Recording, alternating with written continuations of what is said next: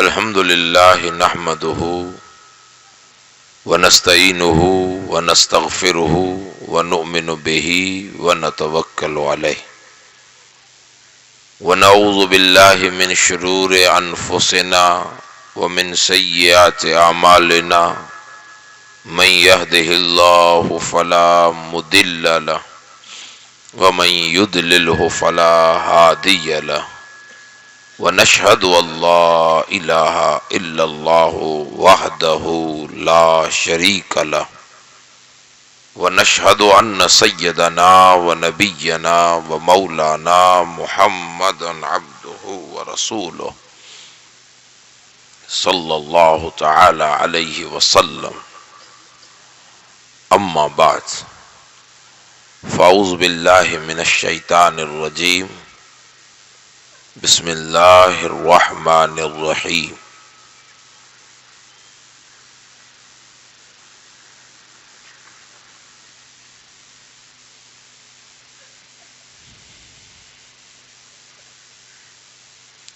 نبئ عبادی انی انا الغفور الرحیم.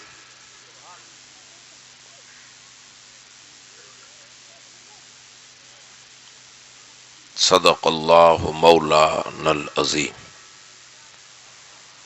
وصدق رسولہ المتین الکریم الرؤوف الرحیم ونحن علی ما قال ربنا علی لسان نبینا لمن الشاہدین والشاکرین والحمد للہ رب العالمین. قال اللہ تعالی فی عظمت حبیبنا وسیدنا وسید المرسلین صلی اللہ تعالی علیہ وسلم. اعوذ باللہ من الشیطان الرجیم. ان اللہ وملائکتہ یصلون علی النبی یا ایہا الذین آمنوا صلوا علیہ وسلموا تسلیما. سیدنا و مولانا محمد وآلہ وصحبہ اجمعین وبارک وسلم. صلاۃ و سلام علیک یا سیدی یا رسول اللہ وسلم علیک یا نور من نور اللہ صلی اللہ تعالی علیہ وسلم. مولا جل جلالہ و جل شانہ و جل ذکرہ اپنے فضل و کرم اور اپنے حبیب طبیب دو جہاں صلی اللہ علیہ وسلم کی پاک زلف عنبری اور نالین پاک کی برکتوں اور سعادتوں کے طفیل اپنی بارگاہ میں آج کی اس بابرکت محفل پاک کو قبول فرمائے، اور جس نظر و نیاز اور جملہ اہتمام کو سرتاج ولایت حضرت پیران پیر روشن ضمیر شیخ ابو محمد محی الدین عبد القادر الجیلانی غوث اعظم دستگیر رضی اللہ تعالی عنہ کی عظیم ذات ولایت و غوثیت سے منسوب ہے، اللہ جملہ اہتمام اور انصرام کو ان کی عظیم بارگاہ میں قبول فرمائے، آمین.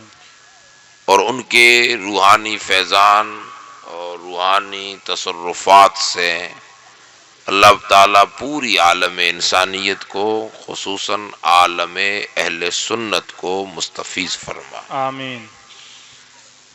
قرآن مجید کی ایک آیت کا جز میں نے تلاوت کیا ہے، جس کی روشنی میں چند باتیں کہنے، سننے، سمجھنے کی ہم ایک کوشش کرتے ہیں.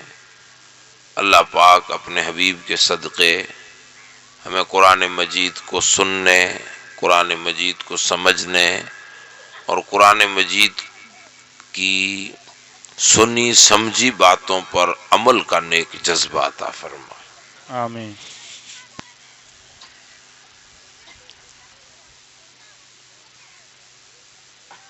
اللہ تبارک و تعالی نے ہر اپنا پیغام اپنے رسولوں کو ذریعے بندوں کو عطا فرمایا. اللہ کو جو پیغام اپنے بندے کو دینا ہے وہ ڈائریکٹ نہیں دیتا. ما کان لبشر ان یکلمہ اللہ، کسی بشر میں کسی عام انسان کی یہ اوقات ہی نہیں ہے کہ اللہ اس سے کلام کرے.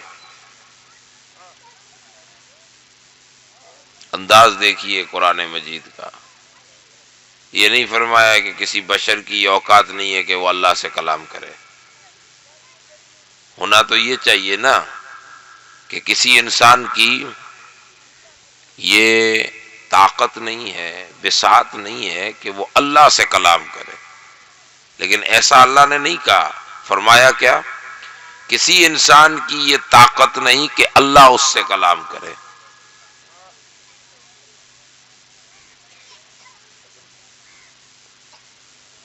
انسان کی تو طاقت نہیں ہے، وہ تو ویسے ہی اللہ سے کلام نہیں کر سکتا. اللہ کی طاقت ہے کہ وہ جس سے چاہے کلام کرے. پھر بھی وہ عام لوگوں سے کلام نہیں کرتا. وہ جسے اپنا برگزیدہ بناتا ہے، جس نے اپنا محبوب بناتا ہے، جسے وہ تاج نبوت اور رسالت عطا کرتا ہے، اور جسے منصبہ نبوت پر فائز کرتا ہے، اور جسے اپنا نائب بناتا ہے، اپنا خلیفہ بناتا ہے، اپنا وزیر بناتا ہے، اس نبی کو اپنا پیغام سناتا ہے، اور اس نبی کے وسیلے سے لوگوں تک اپنی پیغام اور ہدایات کو پہنچاتا ہے. ہمیں جو کچھ ملا ہے تعلیمات میں، ہدایات میں، جو کچھ مل رہا ہے، کس کے ذریعے ہم تک پہنچا؟ رسول اللہ صلی اللہ علیہ وسلم کے ذریعے. نبی کا جو رتبہ ہوتا ہے، نبی کا وہ اس مقام پر نبی ہوتا ہے کہ ادھر بندوں میں بھی شامل ہوتا ہے، ادھر خدا سے بھی واصل ہوتا ہے. بندوں میں شامل ہوتا ہے، خدا سے واصل ہوتا ہے. یہ نبی کی شان رہتی ہے. حضور علیہ الصلوۃ والسلام جملہ نبیوں کے سردار ہیں، جملہ نبیوں رسولوں کے سردار، پیشوا ہیں. ہمارے آپ کے آقا و مولا جن کے ہم امتی ہیں جناب محمد الرسول اللہ صلی اللہ علیہ وسلم، یہ کیا ہے؟ سردار ہیں، جملہ نبیوں اور رسولوں کے سردار ہے. تو ظاہر سی بات ہے کہ ہر نبی اگر مخلوق میں شامل، خدا سے واصل، تو یہی شان حضرت محمد مصطفیٰ کی ہے. لیکن ان نبیوں کے سردار ہیں تو وصل مولا بھی کمال کی ہوگی ان کی، جو اللہ نے ان کو درجہ دیا ہے. تو یہ ہم میں بھی شامل ہے. انسان ہے وہ، ہم میں شامل ہے، اور ادھر خدا سے واصل ہے. اب خدا کو جو کچھ دینا ہے وہ ڈائریکٹ دینے پر قادر ہے. وہ ان اللہ علی کل شیء قدیر، قادر ہے، لیکن دیتا نہیں ہے. وہ اپنے محبوب حضرت محمد مصطفیٰ کو دیتا ہے، اپنے رسول کو دے کر دے، اور رسول اللہ کو دے کر فرماتا ہے محبوب آپ اپنی امت کو بتاؤ، اب لوگوں کو آپ بتاؤ. حتیٰ کہ اس نے اپنی وحدانیت کا بیان بھی زبان محمد سے کروایا ہے. سبحان اللہ. وہ ایک ہے، وہ اکیلا ہے، وہ صمد ہے، وہ لم یلد ہے، ولم یولد ہے، ولم یکن لہ کفوا احد ہے. وہ اس کی وحدانیت، وہ ایک ہے، اکیلا ہے، یکتا ہے، لا شریک لہ، اس کا کوئی شریک نہیں. وہ بے نیاز ہے، صمد ہے. جو اس کی شانیں ہیں نا، اس نے اپنے رب اور اپنے واحد ہونے کا بیان بھی اپنے آپے سے نہیں بیان کیا کہ لوگوں میں اکیلا ہوں، لوگوں میں ایک ہوں، میں صمد ہوں، میں اللہ ہوں، میں واحد ہوں، میں لا شریک ہوں، میں لم یلد ہوں ولم یولد ہوں. یہ بیان نہیں کیا. کہ میں تو کسی سے کلام ہی نہیں کرتا، میں نے اپنی وحدانیت کو بھی بیان کیا ہے، تو اس کے لیے زبان میرے محمد کی چنی ہے. میں نے واہ سبحان اللہ. زبان رسول سے کہلوایا قل هو اللہ احد، محبوب آپ فرماؤ کہ وہ اللہ ایک ہے. تو اللہ تبارک و تعالی جو پیغام دیتا ہے نبی کے ذریعے سے، دیکھیے اب آپ لوگ تقریروں میں سنتے ہو کہ جب اللہ نبی کے ذریعے سے کلام کرتا ہے تو پھر یہ اولیاء اللہ کے واقعے ملتے ہیں کہ جیسے حضرت بیان کر رہے تھے خواجہ عثمان ہرونی والا واقعہ کہ اللہ پاک نے فرمایا عثمان ہرونی میں نے ہر نماز کے بدلے اتنے امتیوں کو بخشا. تو اللہ تو کسی سے کلام ہی نہیں کرتا، تو پھر عثمان ہارون سے کیسے کلام کیا؟ سمجھ رہے ہیں میری بات کو؟ ایسے واقعات ہم سنتے ہیں.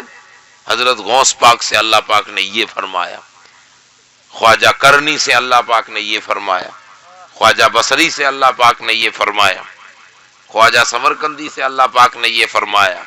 ایسے واقعات ہم پڑھتے ہیں نا، سنتے ہیں نا. تو اللہ تو کلام ہی نہیں کرتا. اس نے تو اب جن لوگوں کو اعتراض کرنا ہے وہ تو یہی کہتے ہیں کہ سنت والجماعت کے لوگ کیا باتیں کر رہے ہیں. اللہ تو قرآن میں کہہ رہا ہے ما کان لبشر ان یکلمہ اللہ، اللہ تو کسی بشر سے کلام ہی نہیں کرتا. اور یہ سنی لوگ مولوی بیان کر رہے ہیں کہ خواجہ ہرونی سے اللہ نے یہ کہا، حسن بصری سے اللہ نے یہ کہا، عبد القادر جیلانی سے اللہ نے یہ کہا، خواجہ کرنی اویس القرنی سے اللہ نے یہ کہا، خواجہ منکنگی سے اللہ نے یہ کہا، خواجہ باقی باللہ سے، ایسے وغیرہ وغیرہ اولیاء. تو یہ تو سراسر جھوٹ ہے، قرآن کے خلاف ہے. اللہ نے کبھی ابو بکر سے نہیں کہا، عمر سے نہیں کہا، عثمان سے نہیں کہا، مولا علی سے نہیں کہا. ان سے یہ روایت ایسی نہیں ملتی کہ حضرت علی نے کہا اللہ نے مجھ سے یہ کہا کہ علی یوں یوں یوں کر، نہیں ملتی. تو یہ سنت والجماعت کے مولوی لوگ عوام کو کیسے جھانسے میں لے رہے ہیں؟ بھی بات تو سمجھ میں آ رہی ہے؟ آ رہی ہے؟ سب کو آ رہی ہے؟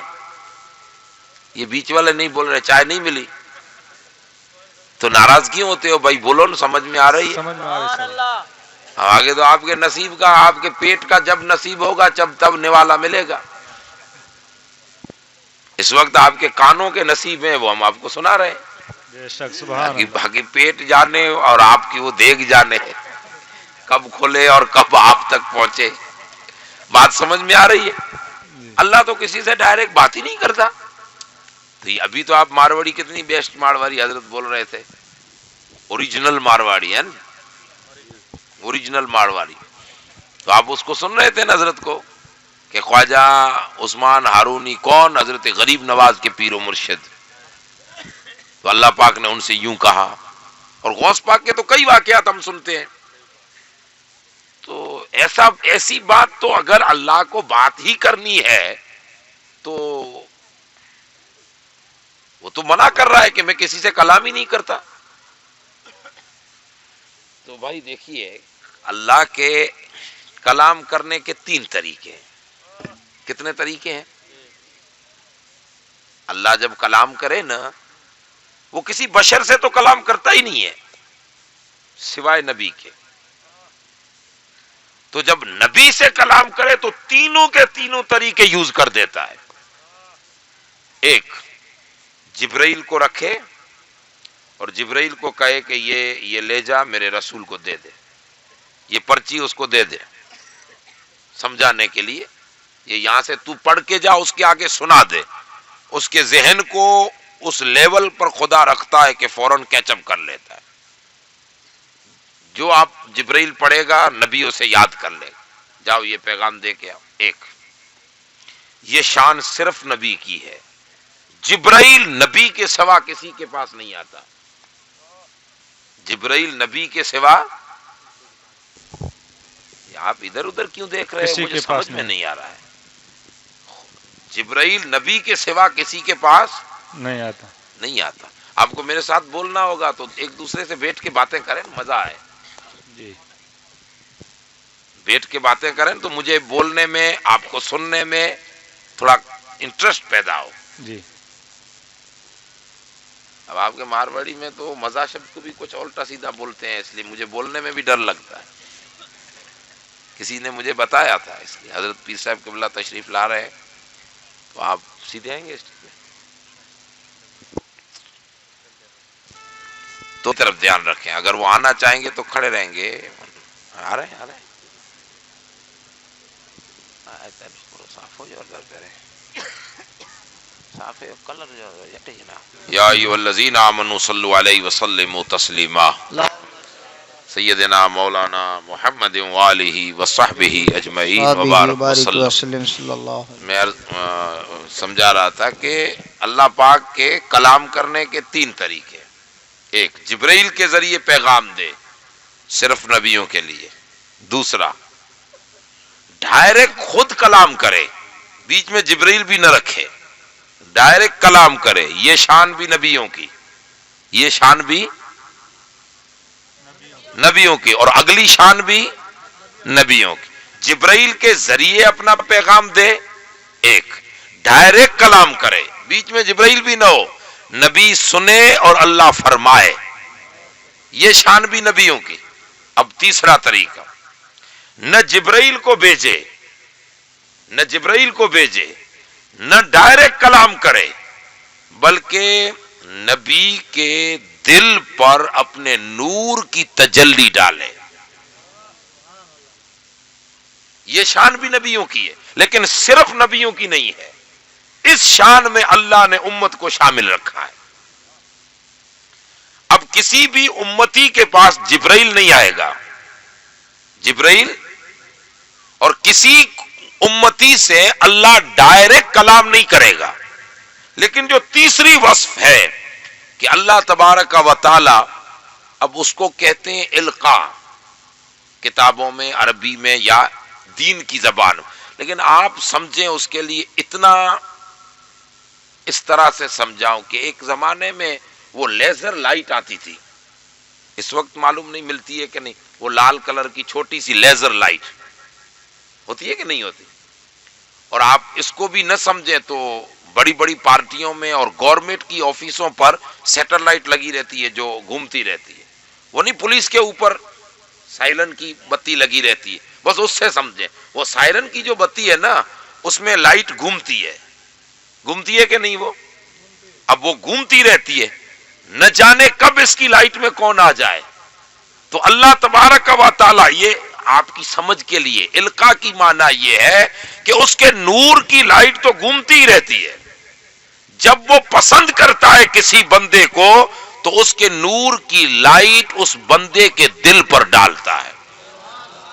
جب اس کے دل پر خدا کے نور کی تجلی آتی ہے تو دل روشن ہوتا ہے.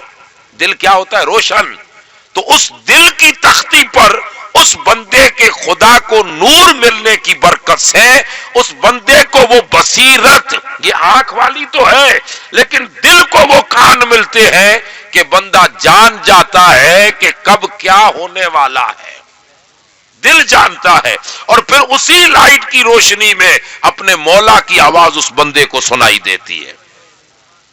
اس کو کہتے ہیں القاء. یہ امت نے، یہ اللہ نے نبیوں کو بھی دیا، نبیوں کے وسیلے سے امتیوں کو بھی عطا فرماتا ہے. تو اب جو ہم سن رہے تھے، جیسے مولانا صاحب بول رہے تھے کہ بھئی حضرت خواجہ عثمان ہارونی نے اللہ پاک سے یوں فرمایا، اور اللہ نے یوں کہا تو یوں کہا. اللہ نے جب یہ بات کہی تو خواجہ عثمان ہرونی نے یوں عرض کی، جب حضرت غوث پاک نے یہ مانگا تو اللہ تبارک و تعالیٰ نے یوں فرمایا، اس پر سرکار غوث پاک نے یہ جواب دیا. یہ جو باتیں ہمیں سنتے ہیں نا کہ اللہ نے ان سے کلام کیا، تو کلام کرنے کی معنی جبرائیل کو نہیں بھیجا، کلام کرنے کی معنی ڈائریکٹ کلام نہیں کیا، بلکہ ان کے دل کو وہ روشنی عطا فرمائی جس سے دل کی آنکھ بھی زندہ ہوئی، دل کے کان بھی بیدار ہوئے، اور دلوں کے کانوں سے وہ مولا کی سمدی آواز کو سنتے ہیں. تو اب اگر کوئی اب جن کو اعتراض کرنا وہ کہے کہ یہ دلوں کے کان حضرت ابو بکر صدیق کے کیوں نہیں کھلے، یہ حضرت عمر فاروق اعظم کا ایسا واقعہ کیوں نہیں ملا، حضرت عثمان غنی، وہ تو صحابہ تھے، ولیوں سے بھی کئی درجے عظمت میں اونچے بلند، تو ان کے لیے نہیں اور آپ اس امت کے ولیوں کے لیے ایسی باتیں کرتے ہو. تو اس کا سیدھا سادہ جواب یہ ہے کہ صحابہ کرام کو القاء ہوتا تھا لیکن القاء دیکھنے کی ضرورت تھی نہیں، اس لیے کہ خود رسول ان کے سامنے موجود ہے۔ جب رسول اللہ خود موجود ہو، پوری خدا کی تقدیر سامنے ہو، پوری خدا کی پاک کبریائی کا جلوہ سامنے ہو، 24 گھنٹے جس محبوب پہ اللہ کی وحی اترتی ہو، جب راہ دکھانے والا خود ذات رسول سامنے موجود ہو تو پھر کسی حاجت کوئی ضرورت اور حاجت نہیں تھی۔ اس لیے صحابہ کو اللہ کے رسول نے سب کچھ عطا کیا۔ اب امت میں رسول اللہ حیاتی ظاہری میں رہیں گے نہیں تو صحابہ بنیں گے نہیں تو آگے امت کیسے چلے؟ اس لیے اللہ نے امت کے اولیاء کو القاء والی شان عطا فرمائی ہے، امت کے ولیوں کو۔ تو امت کے اولیاء کو یہ چیزیں القاء ہوتی ہیں۔ اللہ تبارک و تعالی نے کلام مجید میں ایسی کئی باتیں کہ جیسے اللہ پاک نے ارشاد فرمایا ہے کہ میرے بندے حضرت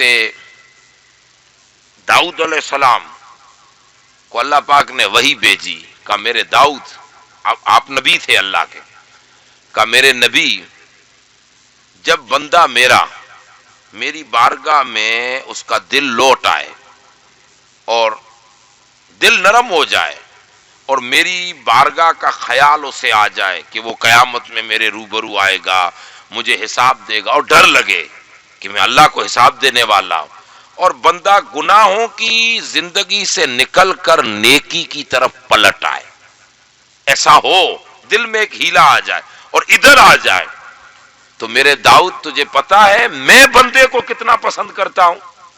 کہ مولا تو ہی بہتر جانتا ہے۔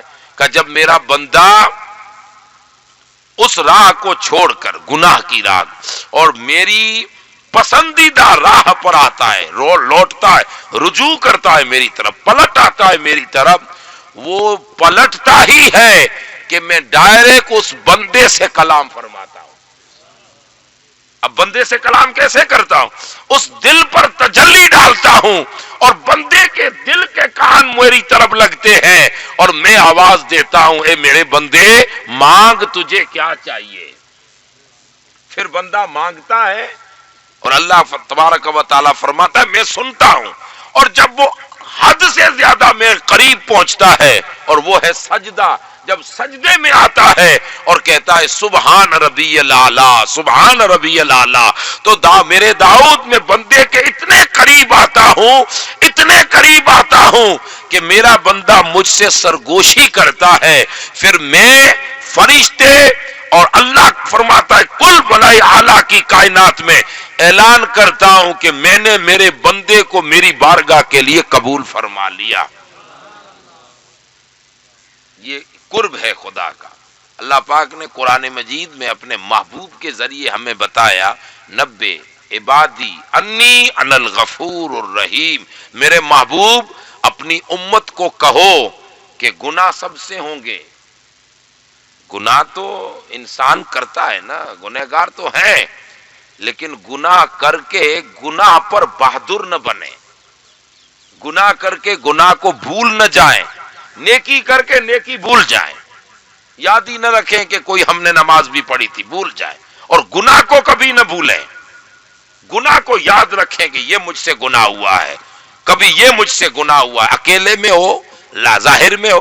فرمایا جب بندہ گناہ کر کے گناہ کو نہ بھولے اور پلٹ آئے میری بارگاہ کی طرف اور معافی مانگے کہ مولا میں نے تیری سرحد توڑی، تو نے کہا تھا یہ مت کرنا، میں نے کر دیا، مجھ سے گناہ ہو گیا، مجھے معاف کر دے، اس کو کہتے ہیں توبہ، اور وہ دل سے معافی مانگے، تو محبوب اپنی امت کو بتاؤ کہ بندے یہ نہ سوچیں کہ 60 سال کا گنہگار ہوں اب معافی ملے گی کہ نہیں ملے گی، اب اللہ بخشے گا کہ نہیں بخشے گا، نہیں محبوب میں جس طرح گناہوں پر پکڑ کرنے میں سخت ہوں ویسے میرے بندے کے لیے غفور اور رحیم بھی ہوں، بڑا مہربان اور بڑا ہی نرم بھی اور بڑا ہی بخشنے والا ہوں۔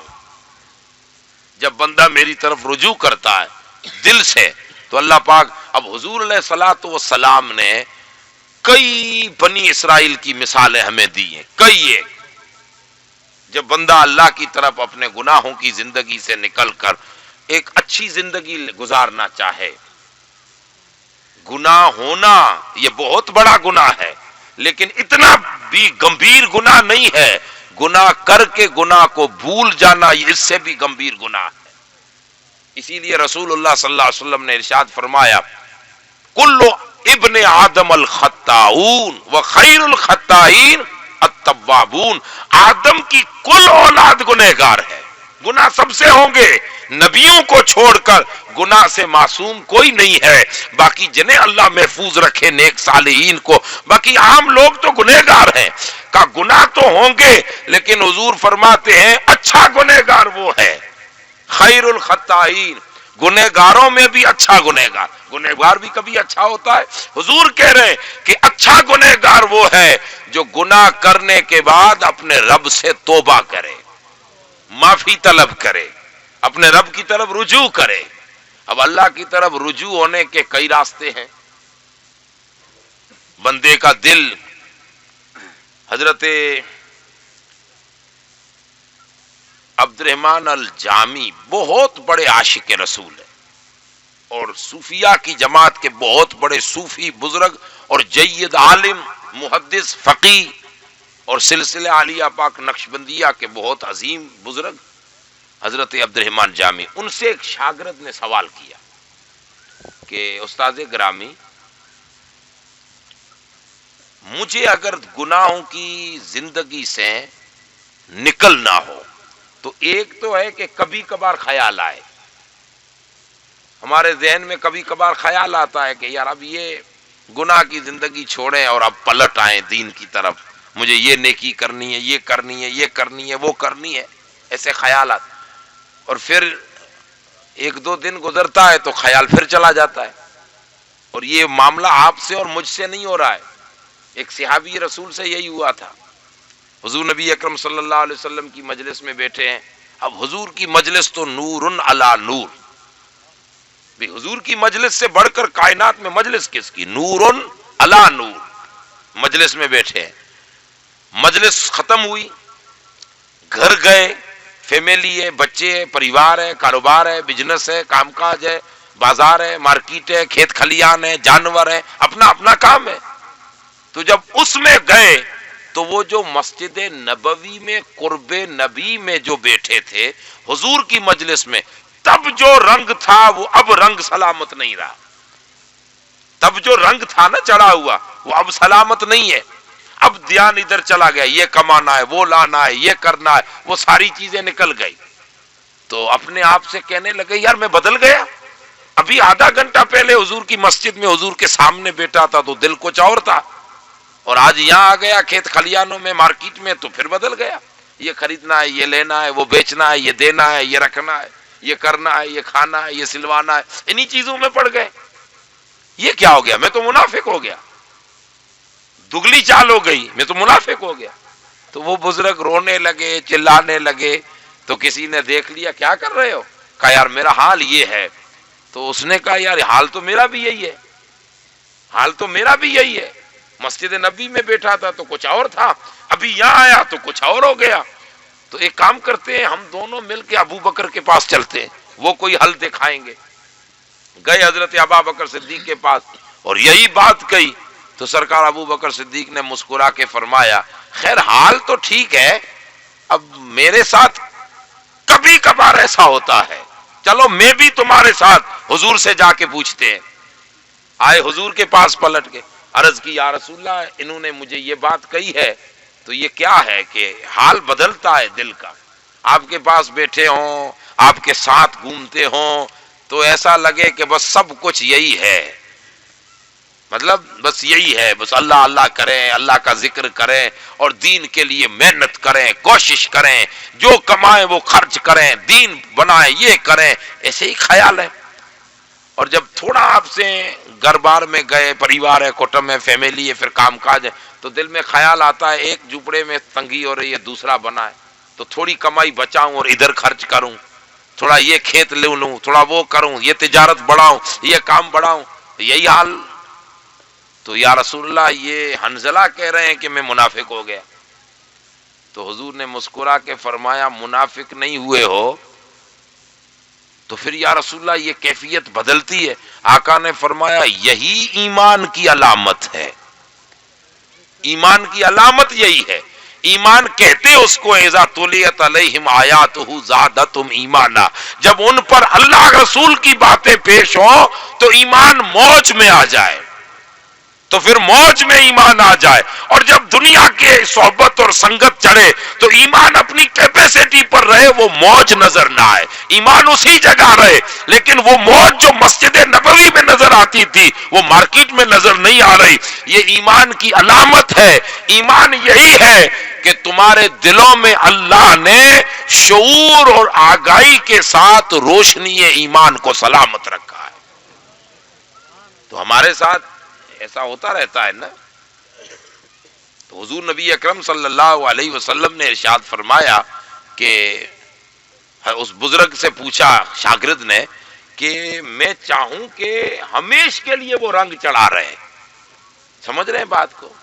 جو رنگ ایک منٹ کے لیے چڑھتا ہے نا وہ ہمیشہ چڑھا رہے، کہ بھئی اب حضور کے دین کا کام کریں، یہ کریں، عبادت کریں، بندگی کریں، حقوق ادا کریں، اللہ کی مخلوق کے ساتھ ناانصافی نہ کریں، کسی کے ساتھ غلط برتاؤ نہ کریں، کس بیانی نہ کریں، دھوکہ دھڑی نہ کریں، لوٹ مار نہ کریں۔ اللہ دیکھ رہا ہے، ہر گھڑی یہ خیال رہے کہ میرا رب مجھے دیکھ رہا ہے، میرے رسول مجھے دیکھ رہے ہیں، ہر گھڑی یہ خیال رہے تو کوئی گناہ نہیں ہوگا۔ تو اگر ایسا بننا چاہوں تو کون سا وظیفہ پڑھو؟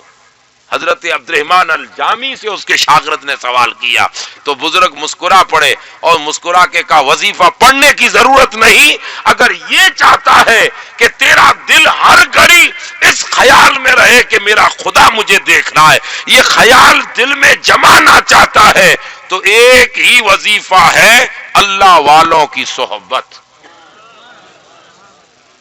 اللہ والوں کی سنگت اور صحبت۔ ان کی صحبت اور سنگت ایسی شے ہے، وہ مزہ دیتی ہے کہ بندے کو اللہ سے غافل ہونے نہیں دیتی، اس لیے کہ قرآن نے ایک بات کہی ہے رجال لا تلہیہم تجارت ولا بیع عن ذکر اللہ۔ زمین پر کچھ مرد وہ بھی ہیں، قرآن کہہ رہا ہے کچھ ایسے بھی مرد ہیں کہ کام کاج بھی کرتے ہیں، بزنس بھی کرتے ہیں، کاروبار بھی کرتے ہیں، لین دین بھی کرتے ہیں، مارکیٹ میں بھی کھڑے رہتے ہیں، پھر بھی ان کی شان یہ ہے کہ ان کے دل خدا سے غافل نہیں ہوتے۔ یہ اللہ والوں کی شان بیان ہو رہی کہ ایسے مرد بھی زمین پر ہیں۔ تو عبد الرحمن جامی کہتے ہیں کہ اگر تو بھی مرد بننا چاہتا ہے تو ایسوں کی صحبت میں آ جا۔ سنگت صحبت ان کی جو بندے کو خدا سے غافل ہونے نہیں دیتی۔ اللہ تبارک و تعالیٰ نے، اب رہی بات یہ آخری بات اور یہ بات کہ اگر اللہ والوں کی صحبت ہر گھڑی کہاں ڈھونڈے، اگر یوں گھومنے نکل جائیں گے تو پھر پیچھے کیا کریں گے؟ تو پھر اللہ والوں کی صحبت 24 گھنٹے تو نہیں لے سکتے، اور بھی تو ذمہ داریاں ہیں۔ تو جن کا حضرت مولانا نے بیان کیا خواجہ عثمان ہرونی، خواجہ غریب نواز کے پیر و مرشد، بہت بڑے وقت کے بہت بڑے بزرگ، اب جن کا شاگرد اور جن کا مرید ہندوستان کا غریب نواز ہو تو سمجھ لیں پیر کتنی شان والا ہوگا۔ یہ تو ہم بھی اندازہ لگا سکتے ہیں نا، 90 لاکھ کو جنہوں نے کلمہ پڑھایا ہو اور ہزارہ مردہ دل جنہوں نے زندہ کیے ہوں، اور بابا فرید جن کی دہلیز پر آ کر بیٹھتے ہوں، وقت کا اتنا جلیل القدر اللہ کا محبوب بندہ حضرت خواجہ عثمان ہارون، ان سے سوال کیا خواجہ غریب نواز نے یہی کہ اگر اللہ کی طرف سے میرا دل خدا سے غافل نہ ہو، یہ اگر دولت میں لینا چاہوں تو صحبت ہے اللہ والوں کی، لیکن مرشد گرامی یہ صحبت یہ سنگت 24 گھنٹے تو نہیں ملتی، ہمیشہ یہ صحبت رہے، اس کے لیے کیا کروں کہ بزرگ کہیں بھی ہو بندہ اس کی صحبت میں ہو، بزرگ کہیں بھی ہو بندہ اس کی صحبت میں ہو، یہ ہمیشہ اگر صحبت کا فیض رہے تو اس کے لیے کیا کرنا چاہیے؟ خواجہ عثمان ہرونی نے مسکرا کے فرمایا معین الدین ایک ہی راستہ ہے، یا تو اللہ والوں کے سنگ چلو، اللہ والوں کے ساتھ رہو، اور یہ ٹائم تم نہیں دے سکتے تو اللہ والوں کی باتوں کو ہر گھڑی سنا کرو، اللہ والوں کی باتوں کو، ذکر کو، تذکیروں کو ایک دوسرے میں بیٹھے بیٹھے بیان کیا کرو کہ ہمارے بزرگ ایسے تھے، ہمارے اولیاء ایسے تھے، یہ بزرگ یہاں سے آئے، یہ بات فرمائی، یہ کہا، یہ ان بزرگوں کے چرچے آپس میں کرتے رہو، کام کاج میں کہیں بھی رہو، ان کے ذکر کو بیان کرتے رہو۔ اور یہ بھی نہیں ہو سکتا تو خواجہ عثمان ہارونی کہتے ہیں اگر سننا اور سنا نہیں سکتا تو کم سے کم اللہ والوں کے ذکر پڑھنے کا کام کرو، جب ان کا ذکر پڑھے گا تب بھی یوں سمجھ کہ جس کا پڑھ رہا ہے اس کی صحبت میں بیٹھا ہے، جس کا ذکر سن رہا ہے اس کی صحبت میں بیٹھا ہے، جس کا ذکر سنا رہا ہے اس کی صحبت میں بیٹھا ہے۔ اور یہ بھی نہیں ہوتا تو اللہ والے کو تنہائی میں بیٹھ کر تصور کر اپنے مرشد کا، اور پھر اللہ والے کا تصور کر کے تصور جمع، اس میں بھی اللہ تعالیٰ تجھے نیکوں کی سنگت عطا فرمائے گا۔ اور اس پر جو ہم کہتے ہیں نا بابا فرید نے چلا کیا، حضرت غریب نواز 1 سال 2 سال تک وہاں بیٹھے رہے داتا گنج بخش علی حجویری کی بارگاہ میں، تو یہ ہے تصور۔ اس لیے اللہ تبارک و تعالیٰ نے ہمیں ایک چانس دیا ہے کہ اللہ والوں کے ذکر کی محفلیں سنتے ہیں، سناتے ہیں، پڑھتے ہیں، پڑھاتے ہیں۔ یہ جو ذکر کی محفلیں ہیں نا، یہ بھی ہمارے لیے اللہ کی طرف پلٹنے کا بہت بڑا ذریعہ ہے، کہ ہم اگر پلٹنا چاہیں تو یہ بہت بڑا ذریعہ ہے۔ ان محفلوں کو ہلکے میں نہ رکھیں، یہ محفلوں کو ہلکا نہ سمجھیں، یہ اتنی بھاری ہے وزن میں کہ ان محفلوں کو، اب چونکہ ہم لوگ تو اہل سنت والجماعت سے ہیں، کئی ایسے دوسری جماعت کے لوگوں نے بھی یہ بات لکھی کہ جو اللہ کے اولیاء سوئے ہوں، مزاروں میں سوئے ہوں، جہاں اللہ کا ولی سویا ہو، ایک یا خود وہاں نہ ہو، ذکر اس کا وہاں ہوتا ہو، کہ اولیاء اللہ کے ایسے علاقے ہوں کہ جہاں پر اللہ والوں کے ذکر کی محفلیں سجتی ہوں، تو بزرگوں نے لکھا ہے کہ جس جگہ پر ولی سویا ہو تو اللہ کا نور برستا ہے، اس میدان میں، اس چوگان میں اللہ کا نور برستا ہے، اور یہ 24 گھنٹے برستا رہتا ہے، اس لیے کہ اس کے دل پر نور کی واردات ہوتی ہے، اور جہاں اللہ والے کا ذکر ہو اس محفل پر بھی خدا کے خاص رحمتوں کا نزول ہوتا ہے، اور وہ رحمتیں برستی ہیں ہم جیسے دلوں کو اللہ کی طرف پلٹانے کے لیے۔ اسی لیے اس میں ان محفل پاک کو ہمیں جو سجاتے ہیں، رکھتے ہیں، اولیاء کی نسبت سے، سرکار غوث پاک کی نسبت ہو، بزرگ اوروں کی نسبت ہو، یہ وہ محفلیں ہیں جن سے ہمارے ایمان کو تازگی ملتی ہے، ہمارا ایمان بڑھتا ہے، ہمیں دین معلوم ہوتا ہے، ہم بزرگوں کے قصے سنتے ہیں، ہمارے دلوں میں اللہ رسول پر یقین بڑھتا ہے، اللہ والوں سے عقیدت پیدا ہوتی ہے، اور یہی ہے ایمان۔ اللہ تعالی ہمیں ایسی محفلوں کی قدر کرنے کی بھی توفیق عطا فرمائے، اور ان بزرگوں کے ذکروں کی محفل سجا کر اپنے دلوں کو منور کرنے کا ذوق عطا فرمائے، شوق عطا فرمائے اللہ والوں کے ذکر سے۔ اور ہم تو اس مرشد کی محفل سجائے بیٹھے ہیں ذکر کی کہ جو کل ولیوں کا سردار ہے، قدمی حاضی علی رکبت کل ولی اللہ، میرا یہ قدم ہر ولی کی گردن پر ہے۔ اللہ تعالی ہم لوگوں کو ایسی محفلوں میں آنے، بیٹھنے، سنجیدگی سے اپنے دلوں کو اپنے مولا کی طرف پلٹانے کا نیک جذبہ عطا فرمائے۔ وما علینا الا البلاغ المبین۔